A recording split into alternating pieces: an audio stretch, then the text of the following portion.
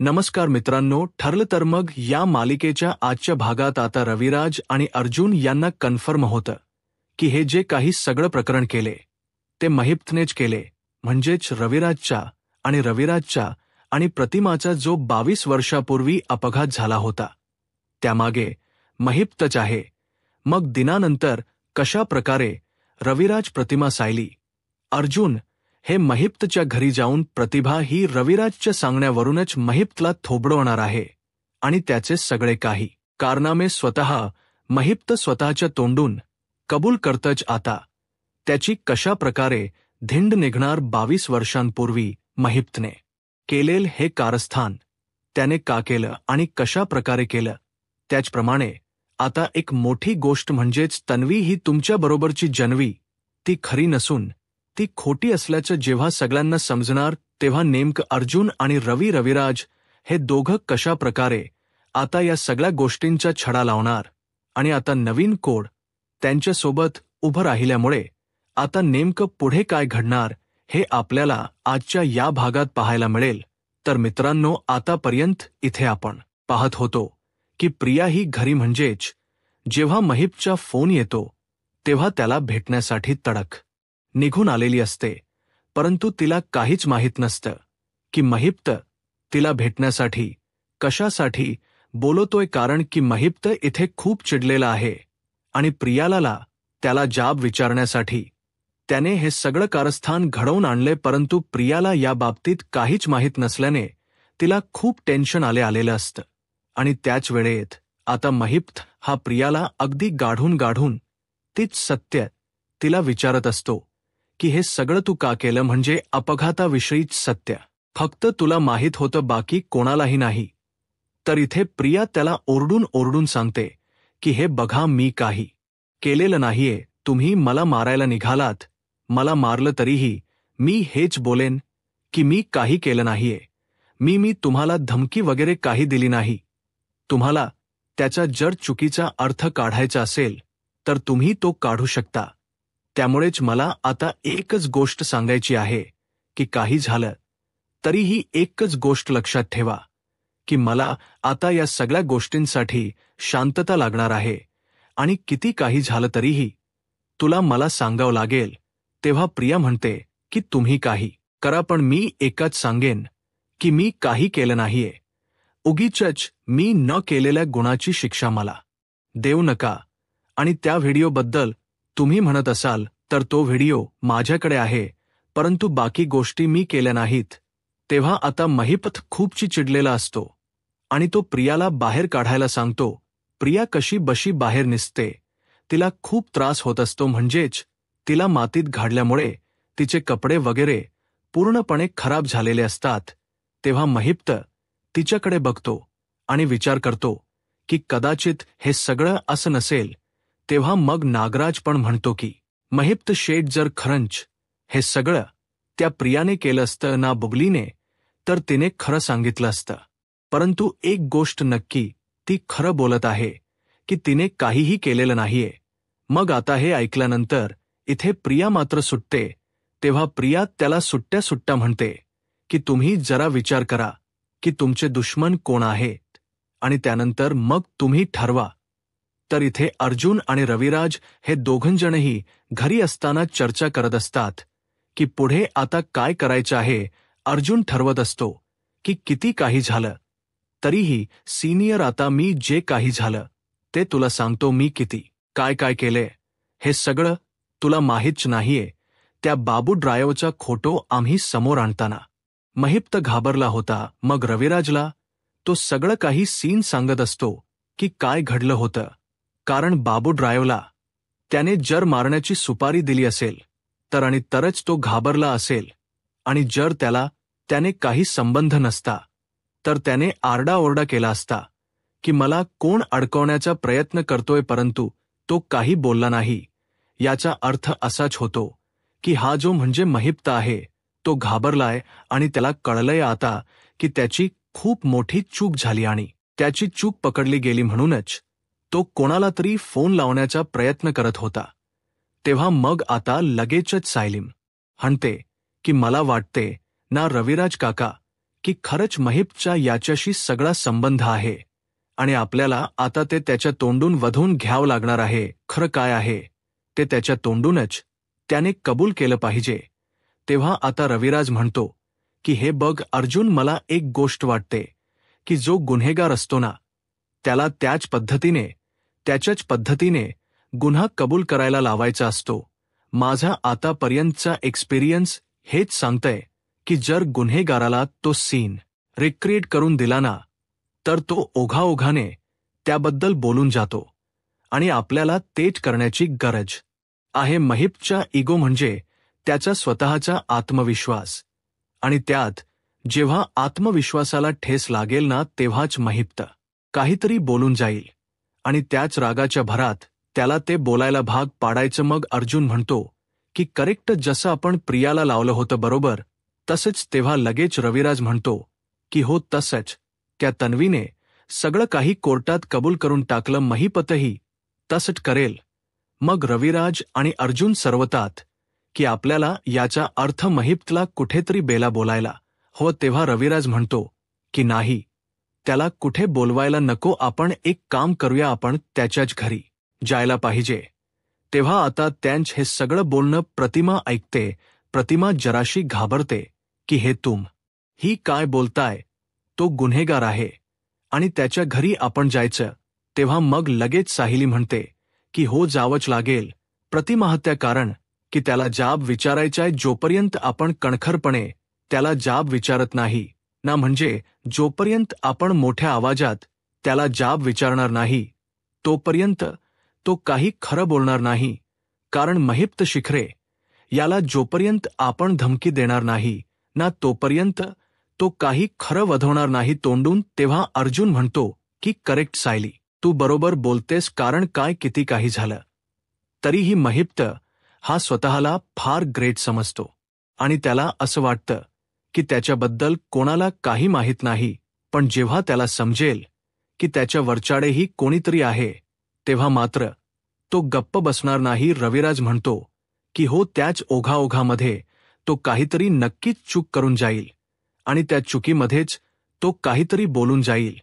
तेव्हा मग हे सगळं बोलल्यानंतर रविराज म्हणतो की ठीक आहे, चालेल, मग आपण या सगळ्या गोष्टींचा विचार करूया आणि ठरवूया की काय करायचं.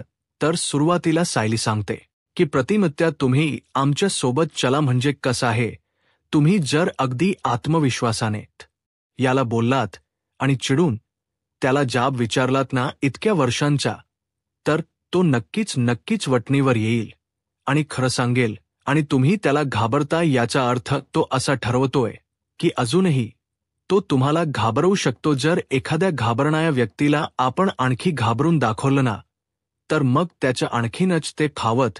आणि म्हणूनच आपण या गोष्टीला विरोध करायचा, म्हणजे जे काही महिप्त बोलतोय ना, त्या गोष्टीसाठी आपण विरोध करायचा आणि असा विरोध करायचा कडाडून की त्याला त्या गोष्टीची राग आला पाहिजे आणि स्वतःच्या तोंडून त्याने ते सत्य आता कबूल केलं पाहिजे.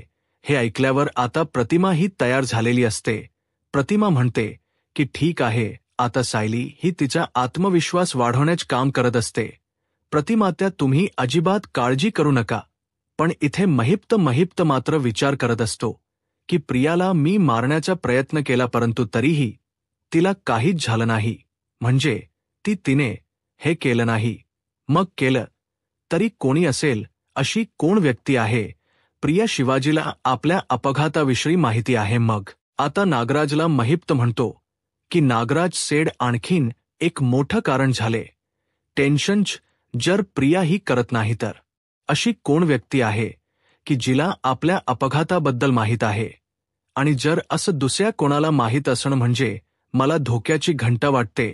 तेव्हा आता नागराज म्हणतो की मगाशी ती बबली सांगत होती त्यावरून असं तर नसेल ना की तो अर्जुन आणि सायली कसल्या तरी गोष्टीच्या मागे लागलेत, मग त्यावरून काही झालं असेल तर? तेव्हा महिप्त म्हणतो की पण त्यांना हे कसं कळलं असेल? म्हणजे हे सगळं त्या अर्ध्या डोक्याच्या बाईला तर आठवलं नसेल ना? तेव्हा महिप्तला आठवतं. तो म्हणतो की हो, अहो नागराज शेठ, तुम्हाला मी बोलायचंच विसरलो होतो.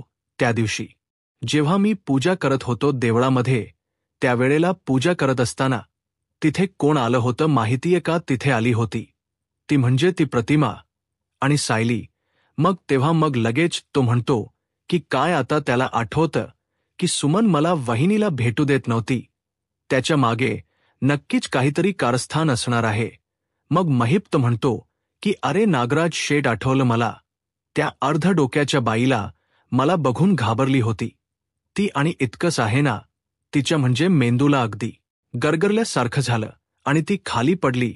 मग लगेच रवी नागराज म्हणतो की मला असं वाटतं की या वेळेला तिला काही आठवलं असेल का? त्यावेळेला तिला ते आठवलं आणि त्यामुळे तिला जर त्रास झाला असेल तर मग आता महिप्त म्हणतो की हो, अगदी बरोबर, याची शक्यता आहे. कारण की जर तिने काही घरी सांगितलं असेल, ती काही पचकली असेल त्या तिच्या वकील नव्यासोबत, तर मात्र प्रॉब्लेम असू शकतो. पण हे सगळं रविराज दादा करेल असं मला वाटत नाही, असं त्याला नागराज बोलून दाखवतो. आणि जर दादाला याचा संशय आलास ना, तर तो खरं सरळ सरळ येऊन तुला विचारेल मग नक्की कोण आहे हे सगळं करणारं, असा महिप्त स्वतःच विचार करत असतो. त्यानंतर मग आता महिप्त हा त्याच्या बंगल्यावर जातो आणि पुढच्या गोष्टींचा विचार करू लागतो की पुढे आता मला काय करायचं. तर त्याला सारखे सारखे पुन्हा पुन्हा फोन येऊ लागतात. तो म्हणतो की हे काय चाललंय काय, म्हणजे मला सारखे धमक्यांचे फोन येतात. आता महिप्त इथे पूर्ण घाबरलेला असतो आणि खालीच बसून असतो, कारण त्याला आता भीती याची वाटत असते की हे सगळं करणारं जर प्रिया नाही तर मग हे कोण आहे. तेवढ्यातच महिप्त हा बसलेला असताना अर्जुन, सायली, रविराज आणि प्रतिमा हे तिघजणही त्याच्या बंगल्यावरती येत, महिप्त कुठे आहेस, तू बाहेर ये, असं म्हणून ओरडत ओरडत रविराज आता आतमध्ये जातो. आता त्याला पाहिल्यानंतर मात्र महिप्तला जबरदस्त धक्का बसतो. महिप्त त्याच्याकडे बघतच बसतो आणि म्हणतो की काय झालं, तुम्ही चौघजण इथे काय काम? काय म्हणजे दोन्ही वकिलांनी त्यांच्या बायको सकट म्हणजे वहिन्यासकट आमच्याकडे काय काम काढलं? तेव्हा अर्जुन चिडतो आणि म्हणतो की तुझ्याकडे काम हेच आहे की तुला तुझ्या पापाचा पाढा वाचून दाखवायचा. तू जे काही पाप केले ना ते तुझ्या तोंडून तुला सांगायचं. तेव्हा मग आता लगेचच महिप्त म्हणतो की ओ वकील साहेब, अहो काय तुम्हाला सारखं कंटाळ येत नाही का? ते सारखं वकिलाची भाषा बोलून बोलून गुन्हे गुन्हे अहो. फॅमिलीला वेळ देत जा, फॅमिली सोबत वेळ काढत जा, आणि तुमचं काय हे सारखं सारखं आपलं गुन्हेगार किती माझ्याच मागे लागेल हो. जगात किती गुन्हेगार आहेत, परंतु तुमचं मात्र माझ्याच मागे. तुम्हाला मी आवडतो वाटतं. तेव्हा मग आता सायली आणि अर्जुन रागाने बघतात. अर्जुन म्हणतो की तू आवडत म्हणजे तू तेवढे गुन्हेच केलेस ना, त्यामुळे या सगळ्या गोष्टींच्या मागे लागावंच लागणार आहे. त्याच वेळेला आता प्रतिमा पण येते आणि म्हणते की महिप्त, तू माझ्या बाबतीत जे काही केलं ना, त्यामुळे तुला कधीही माफ करणार नाही.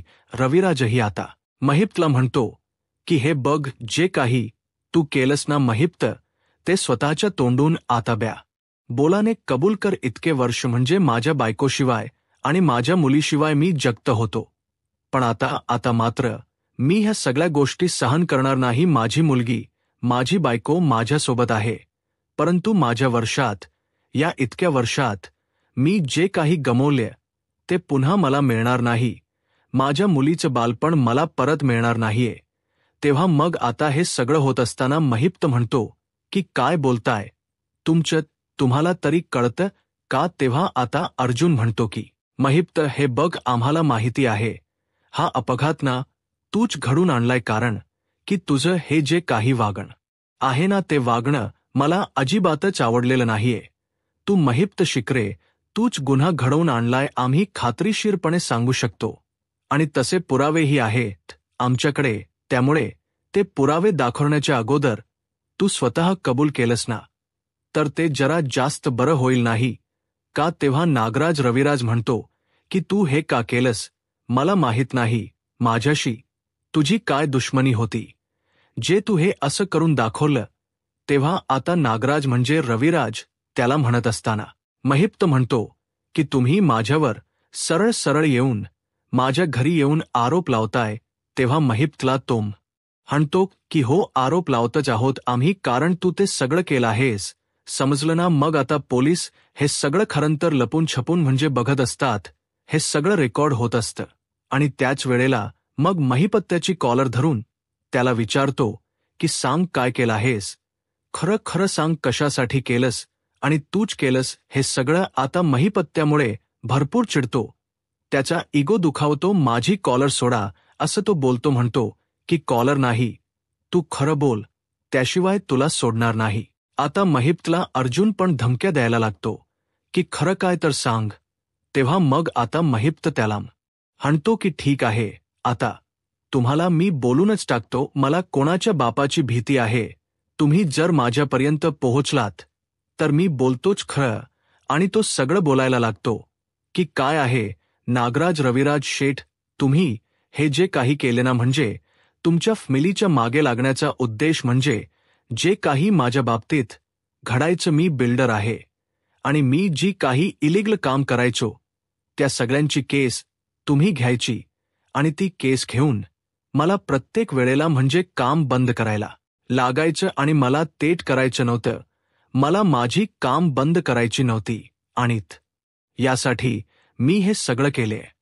आणि मी कबूल करतो की मी तुमचं हे काम केलं म्हणजे तुम्हाला मारण्यासाठी मी सुपारी दिली होती त्या बाबूला. आणि मी आता कबूल करून दाखवतो तुमच्या समोर, किती काही झालं तरीही पण एक गोष्ट नक्की की माझ्यामुळे मीच हे केलं, मी सगळं केलं. तुमची बायको घाबरते मला ना, ते पण याच्यासाठी की मीच तिला त्यावेळेला जिवंत असतानाही जाळलं होतं. हे सगळं झाल्यानंतर आता प्रतिमा येते आणि जोरात महिपच्या कानाखाली वाजवते आणि त्याला म्हणते की हे सगळं जे काही वागलंस ना, त्याची भरपाई तर तुला नक्कीच करावी लागेल, कारण की तू माझ्यासोबत जे काही केलंय त्यासाठी तुला देवही माफ करणार नाहीच, परंतु तुला कोणीही माफ करणार नाही. तेव्हा आता लगेचच महिप्त म्हणतो की कशाला देवाने माफ करण्याची काहीच गरज नाहीये, कारण की मी इतक्या वाईट गोष्टी केल्यात, देव कशा कशासाठी शिक्षा करणार आहे, असं तो आता निर्लज्जपणे बोलून दाखवतो. त्याच वेळेला आता इथे हे सगळं होत असताना प्रतिमा मात्र खूपच जास्त चिडलेली असते. प्रतिमा ही त्याला मारते आणि याचाच महिप्तला जाम राग येतो. महिप्त पुढे ओघाओघत रागाने बोलून दाखवतो आणि म्हणतो की तुला काय वाटतं, तुला सगळं आठवलं म्हणजे संपलं, मेन गोष्ट तर तुला अजून आठवलीच नाहीये, कारण तू ज्या मुलीला तुझी मुलगी मुलगी म्हणून मिरवते ना, ती तुझी मुळात मुलगीच नाही आणि ही शिक्षा तुला आहे आणि ते मी सांगणारच नाहीये. असं म्हटल्यावर आता रविराज आणि प्रतिमा यांना पुन्हा एकदा धक्का बसतो, म्हणजे नक्की महिप्त काय सांगण्याचा प्रयत्न करतोयत. अशा प्रकारे हे सगळं घडतंय. त्यावेळेला आता लगेचच तिथे पोलीस येतात आणि पोलीस हे महिपच्या बाबतीत म्हणजे त्याला धडायला लावतात आणि म्हणतात की हे बघा, आताच याने सगळं काही कबूल केले स्वतःच्या हाताने, म्हणजे 22 वर्षांपूर्वीचा जो काही अपघात झाला होता, हा अपघात या माणसानेच घडवण्याचा प्रयत्न केला. तेव्हा आता सायली म्हणते की हो, हाच होता तो माणूस, यानेच मारण्याचा प्रयत्न केला प्रतिमत्या आणि रविराजांना, आणि आमच्या कुटुंबाच्या जीवावरही हा उठलेला आहे, त्यामुळे याला अटक करा. आता इथे महिप्तला अटक केली जाणार असते आणि त्यामुळे घरातल्या सगळ्यांना आनंद होतो. सगळ्या प्रकरणा आता चौकशी होणार, परंतु हा नेमका पॉइंट काय की जी मुलगी तुम्ही मुलगी समजता ती तुमची मुलगी नाही, याचा अर्थ येतो तन्वीशी, म्हणजे तन्वी ही आपली मुलगी नाहीये का? मग नक्की काय प्रकार आहे? रविराज आणि अर्जुन सारखं त्याला विचारत असतात की तू काय बोलण्याचा प्रयत्न करतो, परंतु रविराजला तो शेवटपर्यंत महिप्त काही सांगत नाही. आणि हीच तुम्हाला शिक्षा आहे, शोधत बसा तुम्ही आयुष्यभर, असं आता महिप्त त्यांना सांगत असतो. आणि त्यामुळेच अर्जुनला ही भीती वाटत असते की नेमकं काय आहे, आपल्याला कशा प्रकारे कळेल की नक्की कोण आहे खरी तन्वी, म्हणजे खरी तन्वी ही कोण. या गोष्टीला शोधण्यासाठी आता सगळेजण एकदम विचित्रपणे विचार करत असतात की काय करायचं. तेव्हा आता साहिलीलाही याचा ऐकून धक्काच बसलेला असतो की प्रिया ही खरी तन्वी नाही, मग नक्की आता खरी तन्वी कोण हे कसे शोधणार याचं आता पुढे काय होईल हे पाहायला आत्ताच माझा महाराष्ट्र या यूट्यूब चॅनलला सबस्क्राईब करा. धन्यवाद.